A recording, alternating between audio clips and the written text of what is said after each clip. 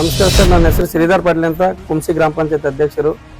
ಏನಪ್ಪ ಅಂತಂದರೆ ನಮ್ಮ ಗ್ರಾಮ ಪಂಚಾಯತಿಯಲ್ಲಿ ಪಿ ಡಿ ಒ ಅವ್ರದ್ದು ಭಾಳ ದುರ್ವರ್ತನೆ ನಡೀತಾ ಇದೆ. ಹೆಂಗಪ್ಪ ಅಂತಂದರೆ ಯಾರೇ ಸದಸ್ಯರಿಗೆ ಟ್ಯಾಂಕ್ಷನ್ ಬೈಯೋದು, ನಿಮಗೆ ಬಗ್ಗಸ್ ಗುಮ್ತಿ ನಮ್ಮದು, ಹಂಗಂದ್ರೆ ಹೆಂಗ ಊರಾಗ ಇಲ್ಲಿ ಗಣದ ಕೆಳದಾಗ 24 ಗಂಟೆ ನೀರು ಅದಾವ ಅಂತ ಹೇಳ್ಯಾರ. ಈಗ ನೀರು ಅದಾವ ಅಂತಮ್ಮನ ಏನಾರ ತೊಟ್ಟೆಗಳು ಮುರಿತಾವ, ಪೈಪ್ಗಳು ಹೊಡಿತಾವ, ಅವೆಲ್ಲ ಸರಿಪಡಿಸ್ಬೇಕಲ್ಲ. ಅದು ಸರಿಪಡಿಸಿದ್ರೆ ಮುಂದಿನ ದಿನಗಳ ಕರೆಕ್ಟ್ ಆಗಿ ಮಾಡ್ಕೊಳಕ್ ಆಗ್ತದ. ಅದು ಹೇಳಿದ್ರೆ ಅದು ಇಸ್ಕೊಡೋದಿಲ್ಲ.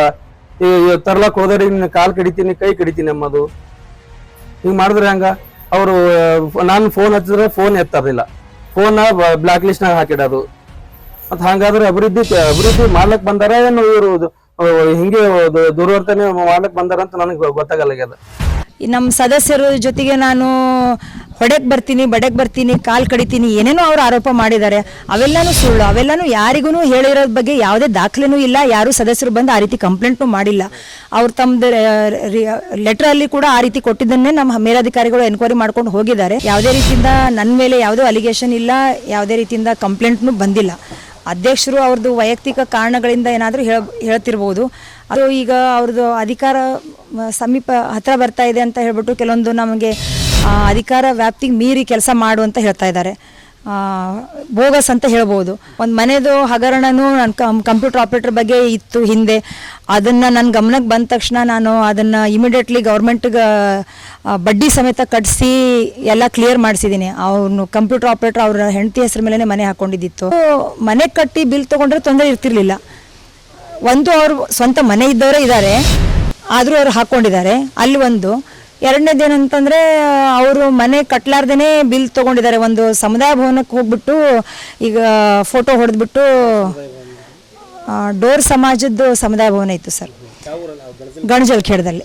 ಅವರಿಗೆ ನಾವು ಸರ್ಕಾರಕ್ಕೆ ವಾಪಸ್ ಮರಳಿ ಹಣ ಕಟ್ಸಕ್ಕೆ ಹಚ್ಚಿದ್ದೀವಿ ಅಂತಂದರೆ ಮನಸ್ಸಿನ ಮೂಲೆಯಲ್ಲಿ ಎಲ್ಲಾದರೂ ಇರಬಹುದು ಅವರಿಗೆ. ಅದು ನಾವು ಏನು ಹೇಳೋಕ್ಕಾಗಲ್ಲ. ಅದು ಅಂಡರ್ಸ್ಟುಡ್ ಸರ್, ಅದು ಮೇಲ್ನೋಟಕ್ಕೇ ಕಂಡು ಬರ್ತದೆ. ಕಾಮಗಾರಿಗಳು ನನ್ನ ಪೀರಿಯಡಲ್ಲಿ ಆಗಿರೋದು ನನಗೆ ಮಾಹಿತಿ ಇಲ್ಲ. ಆಗಿದ್ರೂ ಕೂಡ ಯಾವುದೇ ಆ್ಯಕ್ಷನ್ ಪ್ಲ್ಯಾನಲ್ಲಿ ಇಲ್ಲ, ಯಾವುದೇ GB ಪಾಸ್ ಆಗಿಲ್ಲ. ಇಂಥ ಕಾಮಗಾರಿ ಆಗಿದೆ ಅಂತ ಹೇಳ್ಬಿಟ್ಟು ಯಾರ ಗಮನಕ್ಕೂ ಇಲ್ಲ. ಅಂಥ ಬಿಲ್ಗಳು ಕೇಳ್ತಾ ಇದ್ದಾರೆ ಸರ್. ನಮಗೆ ಅನ್ಸೋದು ಅಂತಂದರೆ ಅದೇ ಬೋಗಸ್ ಚೆಕ್ಗಳು ಅವು ಆ ಥರ ಅವೆಲ್ಲ ಅವು ಬರೆದ್ರೇ ನಾವು ರೆಗ್ಯುಲರ್ ಅಫಿಷಿಯಲಿ ಚೆಕ್ಗಳು ಸೈನ್ ಮಾಡ್ತೀವಿ. ಇಲ್ಲಾಂದರೆ ಅಫಿಷಿಯಲಿ ಕೆಲಸ ಎಲ್ಲ ನಿಂದಿರ್ಸ್ತೀವಿ ಅಂತೇಳಿ ನಿಂದಿರ್ಸಿದ್ರು ಸರ್. ನಿಂದಿರ್ಸಿದ್ದಕ್ಕೆ ನಾನು ಮೇಲಧಿಕಾರಿಗಳಿಗೆ ಪತ್ರ ಬರೆದಿದ್ದೆ. ಅದರದ್ದೇ ಎನ್ಕ್ವೈರಿ ಆಗಿರೋದು.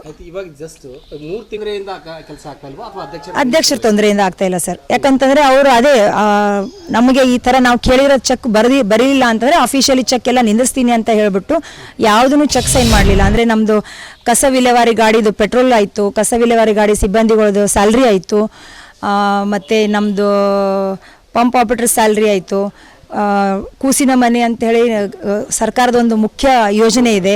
ಆ ಯೋಜನೆ ನಾವೇ ನಿರ್ವಹಣೆ ಮಾಡಬೇಕು. ಅದರದ್ದು ರೇಷನ್ ಸಂಬಂಧಪಟ್ಟಿದ್ದು ಚೆಕ್ ಬರೆದಿರೋದು ಅದನ್ನು ಸೈನ್ ಮಾಡಿಲ್ಲ. ಗ್ರಾಮ ಪಂಚಾಯತಿಗೆ ನಾವು ಕಂಪ್ಯೂಟರ್ ರಿಪೇರಿ ಮಾಡಿಸಿರೋಂಥವು ಈ ಥರ ಡೈಲಿ ನಮ್ಮದು ದೈನಂದಿನ ಚಟುವಟಿಕೆಗಳು ಸರ್ಕಾರದ ಏನು ಕೆಲಸ ಇರ್ತಾವೆಲ್ಲ ಅವೆಲ್ಲ ಕೆಲಸದ ಚೆಕ್ಗಳನ್ನು ಅವರು ಸೈನ್ ಮಾಡಲಿಲ್ಲ ಸರ್. ಎಲ್ಲ ಆಫೀಸ್ ಕೆಲಸಗಳನ್ನು ಸ್ಥಗಿತಗೊಳಿಸಿದರು. ಅದೇ ಸಂಬಂಧಪಟ್ಟಾಗ ನಾನು ಆಲ್ರೆಡಿ ಲೆಟ್ರ್ ಕೊಟ್ಟಿದ್ದೆ. ಅದು ಇದರಲ್ಲಿ ಸರ್, ಅಂದರೆ ಗಣಜಲ್ಖೇಡದಲ್ಲಿ ಆ 24 ಗಂಟೆ ನೀರ್ದು ಅದು ರಿಪೇರಿ ಮಾಡಿಸಿದ್ದೀವಿ, ಇದು ರಿಪೇರಿ ಮಾಡಿಸಿದ್ದೀವಿ, ಅದ್ರ ಚೆಕ್ ಬರೀರಿ, ಇದ್ರ ಚೆಕ್ ಬರೀರಿ ಅಂತ ಹೇಳ್ತಾರೆ ಸರ್. ಆದರೆ ಅವು ಯಾವ ನಮ್ಮ ಗಮನಕ್ಕೆ ಬಂದಿಲ್ಲ. ಅವು ಯಾವ್ದು ಕರೆಕ್ಟಾಗಿ ಇರ್ತವೆ ಅವು ನಮ್ಮ ಸಿಬ್ಬಂದಿಗಳಿಗೆ ಕರೆಸಿ ನಾವು ಅದಕ್ಕೆ ಕೆಲಸ ನೋಡ್ಕೊಂಡ್ಬಿಟ್ಟು ಪೇಮೆಂಟ್ ಮಾಡ್ಕೊತ ಬಂದಿದ್ದೀವಿ. ಅವರು ಆ ಥರ ಹೇಳ್ತಾ ಇರೋದಂತೂ ನಿಜಾನೇ. ಅದ್ರ ಚೆಕ್ ಬರೀರಿ, ಇದ್ರ ಚೆಕ್ ಬರೀರಿ, ಅದು ಕೆಲಸ ಮಾಡಿಸಿದ್ದೀವಿ, ಇದು ಕೆಲಸ ಮಾಡಿಸಿದ್ದೀವಿ ಅಂತ ಹೇಳಿ ಅದ್ರದ್ದು ಯಾವುದೂ ಆಧಾರ ಇರಲ್ಲ. ಆಧಾರ ಇರಲಾರ್ದೇ ನಮಗೆ ಈ ಥರ ಚೆಕ್ ಬರಿ ಅಂತ ಒತ್ತಾಯ ಮಾಡೋದಂತೂ ನಿಜ ಸರ್. ನಮ್ಮ ಗ್ರಾಮ ಪಂಚಾಯತಿ ಅಧ್ಯಕ್ಷರು ಏನು ಆರೋಪ ಮಾಡಿದಾರಲ್ಲ ಸರ್, ಅವೆಲ್ಲ ಆರೋಪಗಳು ನಿರಾಧಾರವಾಗಿದ್ದಾವೆ. ಸುಳ್ಳು, ಕಂಪ್ಲೀಟ್ ಸುಳ್ಳು, ಸತ್ಯಕ್ಕೆ ದೂರವಾಗಿದ್ದಾವೆ. ಇದೇ ವಿಷಯವಾಗಿ ಆಲ್ರೆಡಿ ನಮ್ಮ ಮೇಲಧಿಕಾರಿಗಳು ಬಂದುಬಿಟ್ಟು 23ನೇ ತಾರೀಕಿಗೆ ಎನ್ಕ್ವೈರಿ, ಇದೇ ತಿಂಗಳು 23ನೇ ತಾರೀಕಿಗೆ ಎನ್ಕ್ವೈರಿ ಮಾಡ್ಕೊಂಡು ಹೋಗಿದ್ದಾರೆ. ತಾವು ಬೇಕಾದರೆ ನಮ್ಮ ಮೇಲಧಿಕಾರಿಗಳ ಹತ್ರ ವರದಿ ತೊಗೋಬೋದು. ಇದೇ ಸೇಮ್ ನೀವು ತಾವೇನು ಕೇಳ್ತಾ ಇದ್ರಲ್ಲ ಇವೇ ವಿಷಯಗಳನ್ನೇ ಅದರೊಳಗಿದ್ದಾವೆ. ಸೊ ನಾವು ಮತ್ತು ನಮ್ಮಲ್ಲಿ ಅಭಿವೃದ್ಧಿ ಕೆಲಸಗಳು ಎಲ್ಲನೂ ನಾವು ಮಾಡ್ತಾಯಿದ್ದೀವಿ. ಯಾರಿಗೂ ನಾವು ಬೆದರಿಕೆ ಹಾಕಿಲ್ಲ, ಯಾರಿಗೂ ನಾವು ಅಟ್ರಾಸಿಟಿ ಕೇಸ್ ಮಾಡ್ತೀವಿ ಅಂಥೇಳಿ ಅನಿಸಿಲ್ಲ, ಏನೂ ಮಾಡಿಲ್ಲ.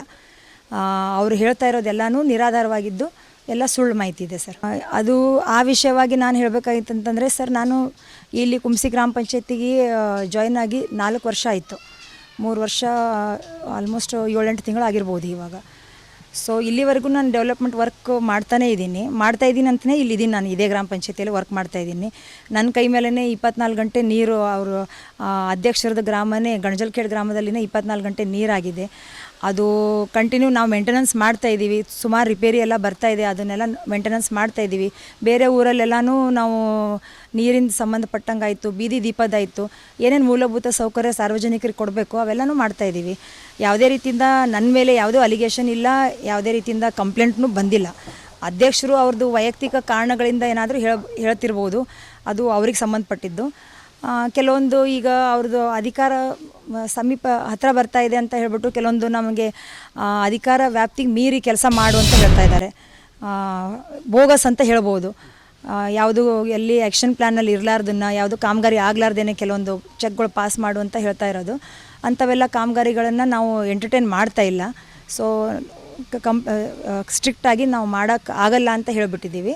ಸೊ ಅದಕ್ಕೆ ಅವರು ಬೇರೆ ಈ ಥರ ಏನೇನೋ ಮಾಡ್ತಿರ್ಬೋದು. ಆಮೇಲೆ ನೀವು ಇದೇ ಕೂಲಂಕುಷವಾಗಿ ಇದೇ ಎಲ್ಲ ವಿಷಯಗಳದ್ದೇ ಎನ್ಕ್ವೈರಿ ಆಗಿದೆ ಸರ್. 23ನೇ ತಾರೀಕಿಗೆ ನಮ್ಮ ಮೇಲಧಿಕಾರಿಗಳು ಬಂದಿದ್ದಾರೆ. ನೀವು ವರದಿ ತೊಗೊಂಡ್ರೆ ನಿಮಗೆ ಕ್ಲಿಯರ್ ಪಿಕ್ಚರೇ ಸಿಗುತ್ತೆ. ಅಂದರೆ ಸರ್, ಕಾಮಗಾರಿಗಳು ನನ್ನ ಪೀರಿಯಡಲ್ಲಿ ಆಗಿದ್ದು ನನಗೆ ಮಾಹಿತಿ ಇಲ್ಲ. ಆಗಿದ್ದರೂ ಕೂಡ ಯಾವುದೇ ಆ್ಯಕ್ಷನ್ ಪ್ಲ್ಯಾನಲ್ಲಿ ಇಲ್ಲ, ಯಾವುದೇ GB ಪಾಸ್ ಆಗಿಲ್ಲ. ಇಂಥ ಕಾಮಗಾರಿ ಆಗಿದೆ ಅಂತ ಹೇಳ್ಬಿಟ್ಟು ಯಾರ ಗಮನಕ್ಕೂ ಇಲ್ಲ. ಅಂಥ ಬಿಲ್ಗಳು ಕೇಳ್ತಾ ಇದ್ದಾರೆ ಸರ್. ಈಗ ಅದರದ್ದೇ ಎನ್ಕ್ವೈರಿ ಆಗಿದೆ ಸರ್. ಅದು ತಾವು ತೊಗೋಬೋದು ಎನ್ಕ್ವೈರಿ ರಿಪೋರ್ಟ್ ನಮ್ಮ ಮೇಲಧಿಕಾರಿಗಳಿಗೆ. ಈಗ ನಾನು ಇದು ಬೈಟ್ ಕೊಡ್ತಾ ಇರೋದನ್ನು ಯಾಕಂದರೆ ನೀವು ಗ್ರಾಮ ಪಂಚಾಯತಿವರೆಗೂ ಬಂದಿದ್ದೀರಾ ಅಂತ ಹೇಳ್ಬಿಟ್ಟು ನಾನು ಹೇಳಿಕೆ ತೊಗೊತಾ ಇದ್ದೀರಾ ಅಂತ ಹೇಳ್ತಾ ಇದ್ದೀನಿ. ಇಲ್ಲಾಂದರೆ ಮೇಲಧಿಕಾರಿಗಳದ್ದು ನಾವು ಪರ್ಮಿಷನ್ ತೊಗೋಬೇಕಾಗುತ್ತೆ. ಇಲ್ಲಿ ಏನಂತಂದರೆ ಅವ್ರ ಮೇಲಧಿಕಾರಿಗಳಿಗೆ ಜಿಲ್ಲಾ ಪಂಚಾಯತ್ ಆಯಿತು, ತಾಲೂಕು ಪಂಚಾಯತಿ ಆಯಿತು, ನಮ್ಮ ಗ್ರಾಮ ಪಂಚಾಯತಿ ವ್ಯವಸ್ಥೆ ಬಗ್ಗೆ ನಾನು ಸುಮಾರು ಲಿಖಿತವಾಗಿ ಎಲ್ಲ ಪತ್ರ ಬರೆದಿದ್ದೇನೆ. ನೀವು ಅಲ್ಲಿ ಹೆಸರು ಒಂದು ಒಳ್ಳೆಯ ಸುವರ್ಣಾಕ್ಷರದಲ್ಲಿ ಬರೆಯುವಾಗ ಇಡೀ ಕರ್ನಾಟಕದಲ್ಲಿ ತಾವು ಮಾಡಿ ಕೆಲಸ 24/7 ನೀರು ಮಾಡಿಕೊಟ್ಟಿದ್ದು ತಮ್ಮ ಅಧಿಕಾರದಲ್ಲಿ, ನನ್ನ ಅಧಿಕಾರದಲ್ಲೇನೆ ಸರ್. ಇಷ್ಟೆಲ್ಲ ಒಳ್ಳೆ ಕೆಲಸ ನಿಮ್ಮ ಅಧ್ಯಕ್ಷರು ಕೊನೆ ಟೈಮಲ್ಲಿ ಯಾಕೆ ಈ ಥರ ಅಲಿಗೇಷನ್ ಮಾಡ್ತಾರೆ? ಅದೇ ಸರ್, ಅದು ಅಂಡರ್ಸ್ಟುಡ್ ಅಲ್ಲ ಸರ್. ಅದು ಯಾಕೆ ಮಾಡ್ತಾ ಇದ್ದಾರಂತೆ, ಅದೇ ಈ ಥರ ಈಗ ಇಷ್ಟು ದಿನ ಬಿಟ್ಬಿಟ್ಟು ಇವಾಗಲೇ ಅವ್ರು ಅಲಿಗೇಷನ್ ಮಾಡ್ತಾ ಇದ್ದಾರೆ ಅಂತಂದರೆ ಅದ್ರ ಹಿಂದೆ ತಾವೇ ಯೋಚನೆ ಮಾಡಬೇಕು. ಆಮೇಲೆ ನನ್ನ ಕೈ ಮೇಲೆಲ್ಲ ಮನೆಗಳು ಆಗಿದ್ದಾವೆ. ಮತ್ತು ಈಗ ನಮ್ಮ ಗ್ರಾಮ ಪಂಚಾಯತಿ ಅಧ್ಯಕ್ಷರದ ಸ್ವಂತ ಅಣ್ಣನೇ ನಮ್ಮ ಗ್ರಾಮ ಪಂಚಾಯತಿ ಗಣಕಯಂತ್ರ ನಿರ್ವಾಹಕ, ಅಂದರೆ ಕಂಪ್ಯೂಟರ್ ಆಪ್ರೇಟ್ರು. ಅವರು ಕೂಡ ಗ್ರಾಮ ಪಂಚಾಯತಿ ಕೆಲಸಗಳನ್ನು ಮಾಡ್ದೇ ಇಲ್ಲಿ ಅಧಿಕಾರ ಚಲಾಯಿಸೋಕ್ಕೆ ಬರ್ತಾರೆ. ಒಬ್ಬ ಸಿಬ್ಬಂದಿ ಅಂತ ಇಲ್ಲ ಅವರು. ಗ್ರಾಮ ಪಂಚಾಯತಿ ನಮ್ಮ ತಮ್ಮನೇ ಅಧ್ಯಕ್ಷ ಇದ್ದಿದ್ದಕ್ಕೆ ನಮ್ಮ ತಮ್ಮನೇ ಅಧ್ಯಕ್ಷ ಇದ್ದಾರೆ ಅಂತ ಹೇಳ್ಬಿಟ್ಟು ಅವರೆಲ್ಲ ಸುಮಾರು ಅಲಿಗೇಷನ್ ಮಾಡ್ತಾರೆ. ಇದೆಲ್ಲ ನಾವು ಪತ್ರದಲ್ಲಿ